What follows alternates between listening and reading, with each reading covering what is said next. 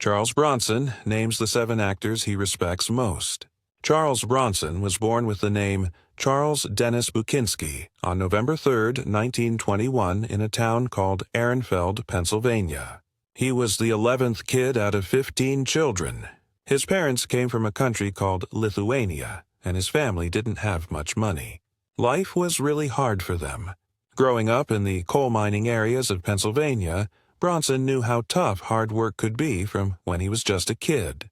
He even worked in the coal mines himself to help his family earn money after his dad died. These hard times growing up made him physically strong and gave him that serious, tough look that he would later be famous for in movies. During World War II, Bronson joined the United States Army Air Forces and worked as someone who shoots guns from airplanes. He flew on dangerous fighting missions in the Pacific Ocean area and got medals for being brave. Being in the military not only made him tougher but also taught him to be disciplined and strong. Like lots of young guys back then, the war changed how he thought about life and gave him that quiet strength and powerful feeling that became what people knew him for. After the war ended, Bronson started trying out acting. He went to school for it at the Pasadena Playhouse in California, using money from a program that helped soldiers. His rough, tough looks, with his sharp cheekbones, strong staring eyes, and quiet personality, made him different in a movie business full of handsome, perfect-looking leading men. At first, he got small parts in movies, usually playing bad guys, criminals, or soldiers. His early movie appearances included tiny roles in films like House of Wax in 1953 and Apache in 1954. These small jobs slowly made people notice him as an actor they could count on, and soon he was getting regular work on TV too, showing up on popular shows like Bonanza, The Twilight Zone, and Gunsmoke. Bronson's real big break came when he started being the star in action and war movies that showed off his tough, no-nonsense personality. His acting in The Magnificent Seven in 1960, where he played a character named Bernardo O'Reilly, and The Great Escape in 1963, where he played a Polish prisoner who was scared of tight spaces and was called Danny the Tunnel King Walensky, made everyone think of him as a serious, talented actor. These roles showed he could make tough, quiet characters feel like real people with feelings, which made audiences all over the world love him. By the late 1960s and 1970s, Charles Bronson had become a huge star around the world, especially in Europe, where people really loved his tough, independent style. Movies like Sergio Leone's epic Once Upon a Time in the West in 1968 made him super famous, with his role as the harmonica-playing gunslinger considered one of the greatest characters in movie history. His thin body, weathered face, and powerful silence gave him a mysterious coolness that made him impossible to forget on screen. In America, he became most famous during the 1970s with the Death Wish series starting in 1974. As Paul Kersey, a regular man who becomes a vigilante, someone who takes justice into their own hands. After his family gets attacked, Bronson connected with people's worries about crime in cities getting worse.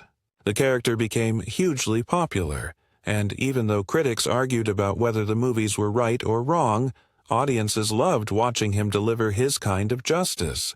Throughout his career, he played the role again in several sequels, cementing his place as Hollywood's ultimate revenge hero. Besides his vigilante roles, Bronson was in lots of different kinds of movies, including The Dirty Dozen in 1967, Hard Times in 1975, Mr. Majestic in 1974, and The Mechanic in 1972. Every performance had the same special quality of being calm, disciplined, and quietly powerful. Unlike many actors who used lots of fancy talking or exaggerated movements, Bronson's power came just from being there. He could control a whole scene with just a simple look or by clenching his jaw, saying so much without even speaking a word. As the years went by, Bronson kept acting, though he slowly stepped away from being in the spotlight during the 1980s and 1990s. His health started getting worse, and he finally stopped acting in 1999 after being in a TV movie called Family of Cops 3. Charles Bronson's personal life included 3 marriages, and each one was really important in shaping the man behind the movie legend. His first marriage was to Harriet Tendler, a woman he met in Philadelphia while he was trying to build his early acting career after World War II. They got married in 1949, which was a time when Bronson was still struggling to make it in Hollywood. Harriet, who later became a radio talk show host, stayed with him during those tough early years when acting jobs were hard to find and the couple didn't have much money. While Bronson helped support his family with different random jobs while also trying to become an actor, their marriage gave them 2 children, and even though Bronson's career was difficult, they managed to build a life together for almost 20 years. But as Bronson's career started getting really successful in the 1960s and the stress of being famous grew, their relationship got harder.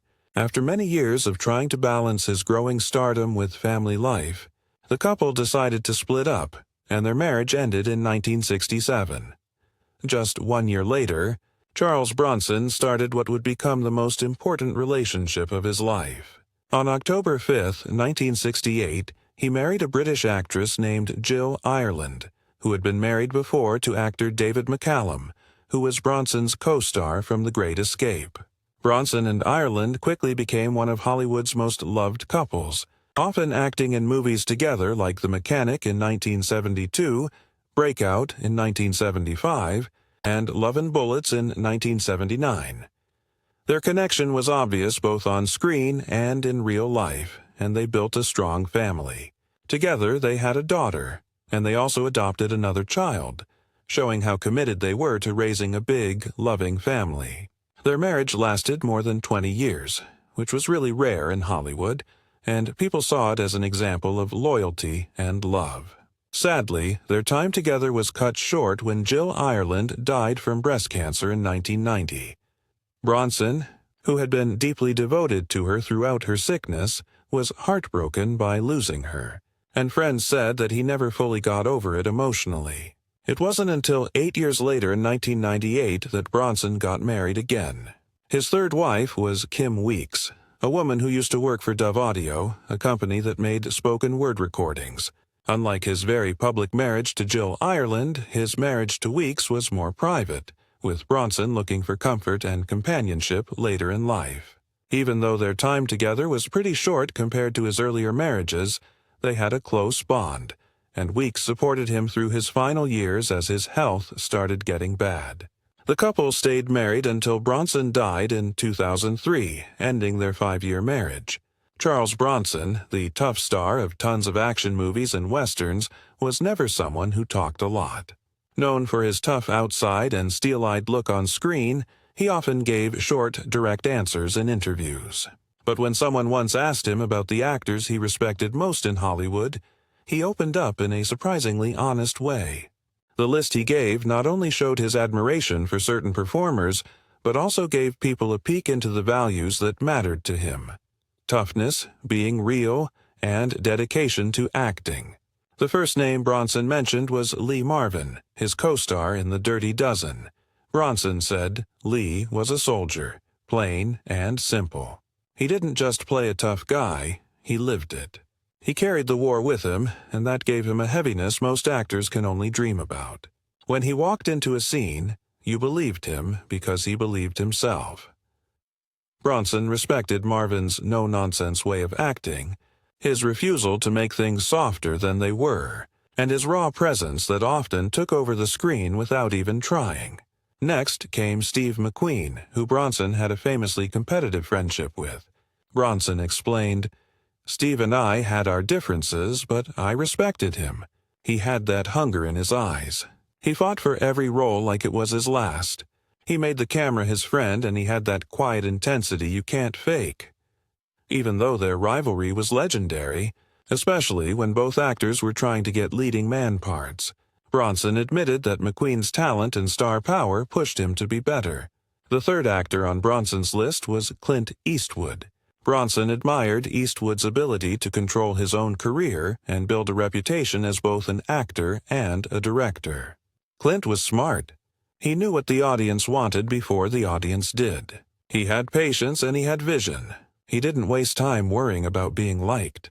He just worked, and the work lasted.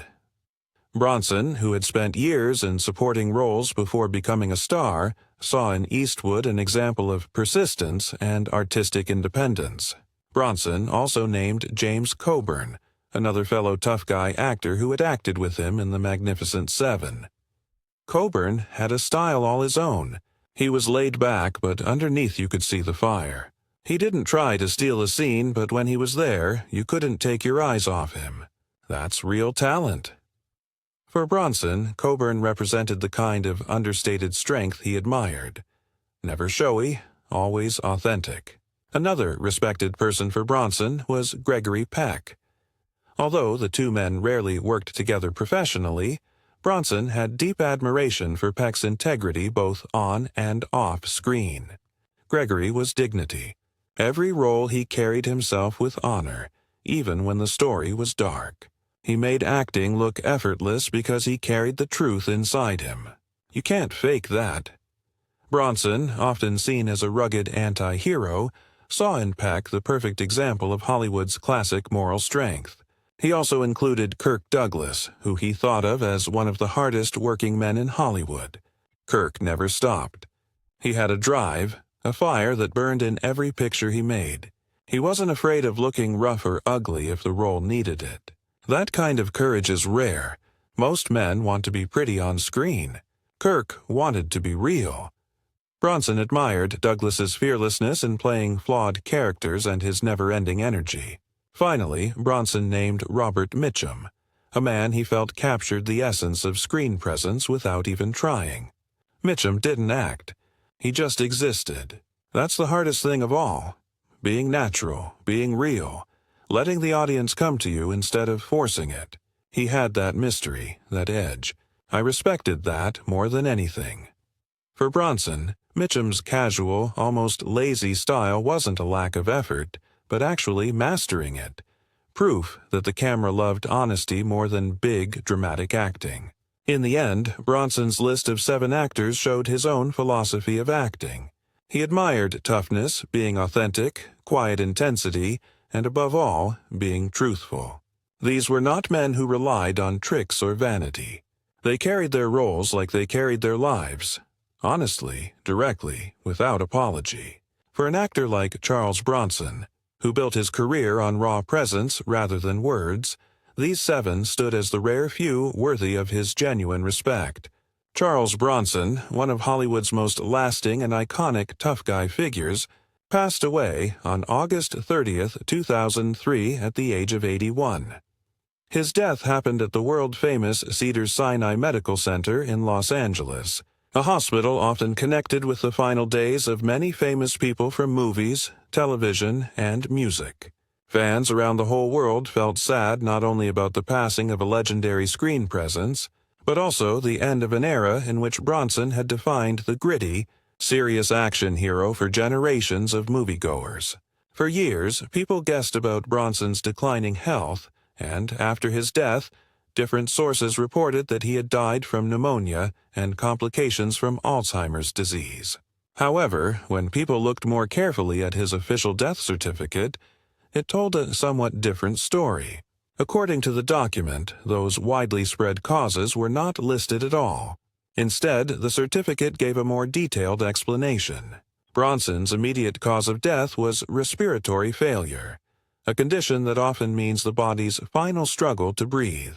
Behind this was the presence of metastatic lung cancer, an advanced stage of the disease where cancer spreads from the lungs to other organs and systems, weakening the body's ability to fight.